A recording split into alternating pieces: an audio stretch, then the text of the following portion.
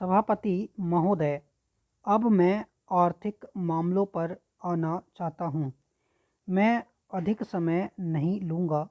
इस बात को सभी स्वीकार करेंगे कि तीव्र गति से हमारी आर्थिक प्रगति हो। इसका प्रबंध किया जाना चाहिए। इसके लिए ऐसा वातावरण बनाने की आवश्यकता है जिससे उत्पादन बढ़ सके, वितरण में समानता आ सके और उपभोग में संयम से काम लिया जा सके। हर बजट को और हर कर प्रस्ताव को इसी कसौटी पर कसा जाएगा। यथा क्या उससे उत्पादन बढ़ता है, क्या वितरण में समानता आती है, और तीसरी बात यह है कि क्या हम देश में ऐसा वातावरण बना सकते हैं कि लोग जितना कमाते हैं उतना खर्च न करें और उसमें से बचाएं और उसे राष्ट्र की समृद्धि में लगाएं। अगर इस कसौटी पर सरकार की आर्थिक नीतियां कसी जाएं, तो मुझे लगता है कि उनमें पर्याप्त सुधार की गुंजाइश है। मैं वित्त मंत्री की कठिनाई को समझ सकता हूँ। विकास की आवश्यकता अधिक धन की मांग करती है। राज्य सरकारें अधिक कर लगाने के लिए तैयार नहीं हैं। वे केंद्र से कर्जा लेकर अपना काम चलाना चाहती हैं। वहाँ कोई वित्तीय अनुशासन नहीं है। यह सारा बोझा केंद्र सरकार को उठाना पड़ेगा और केंद्रीय सरकार कठिनाई में पड़ेगी। इसलिए मैं समझता और सुझाव को दोहराना चाहता हूँ कि राज्यों को इस संबंध में निर्देश दिया जाना चाहिए। संविधान के अंतर्गत केंद्र इन राज्यों को निर्देश दे सकता है कि वह अपने साधनों के अंतर्गत अपने खर्च को चलाएं।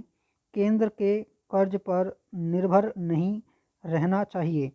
विशेष परिस्थितियों में कर्जा दिया जा सकता है, लेकिन कर्जा लेकर अपना काम चलाना यह उनका स्वभाव नहीं बनना चाहिए। अपवाद रूप में कर्जा लेकर वह किसी विशेष परिस्थिति का सामना करने के लिए प्रस्तुत हों तो उसका विरोध नहीं किया जा सकता।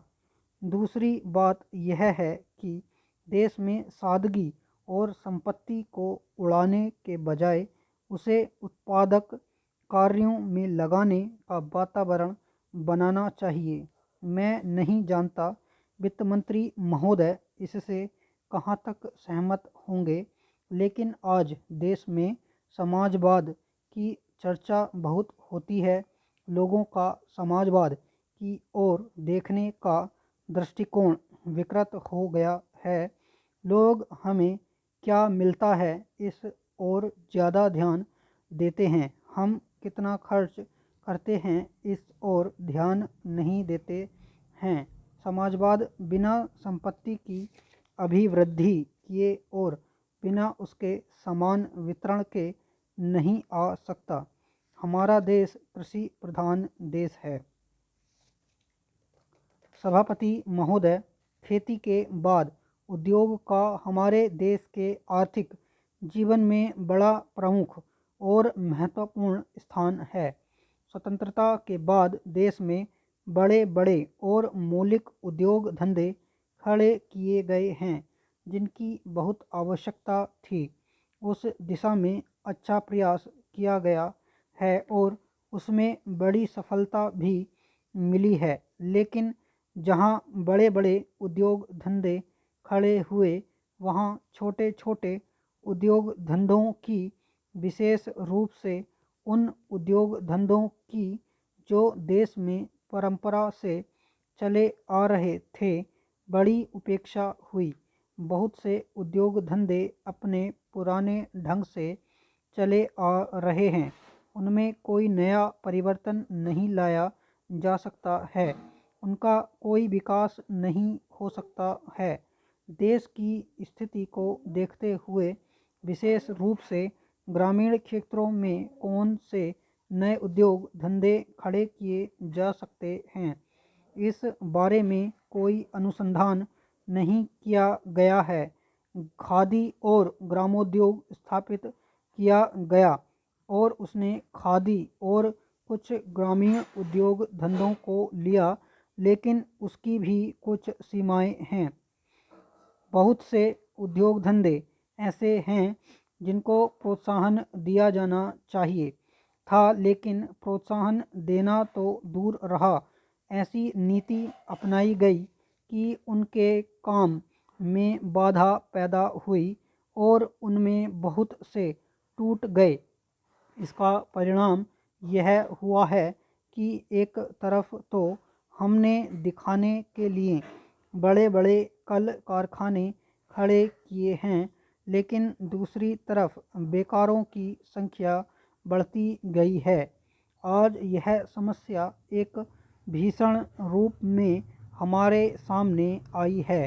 यदि हम छोटे छोटे उद्योग धंधों को, विशेष रूप से कृषि से संबंधित उद्योग धंधों को बड़े बड़े शहरों में नहीं, दूर दूर ग्रामीण क्षेत्रों में नहीं फैलाते हैं, तो इसके दो दुष्परिणाम होंगे। एक तो उद्योगों का केंद्रीकरण होगा, दूसरे शहरों की जनसंख्या बढ़ेगी, जिससे अनेक जटिल समस्याएं पैदा होंगी। इससे हर एक आदमी को काम नहीं मिलेगा और हमारे जो पुराने उद्योग धंधे जीवन से संबंधित सामग्रियां तैयार करते हैं, उन पर बुरा प्रभाव पड़ेगा। लेकिन सरकार की ऐसी नीति रही है कि उनमें से बहुत से उद्योग धंधे समाप्त होते जा रहे हैं, जिसका परिणाम यह है कि इस उद्योग में लगे हुए आदमी बेकार हो रहे हैं।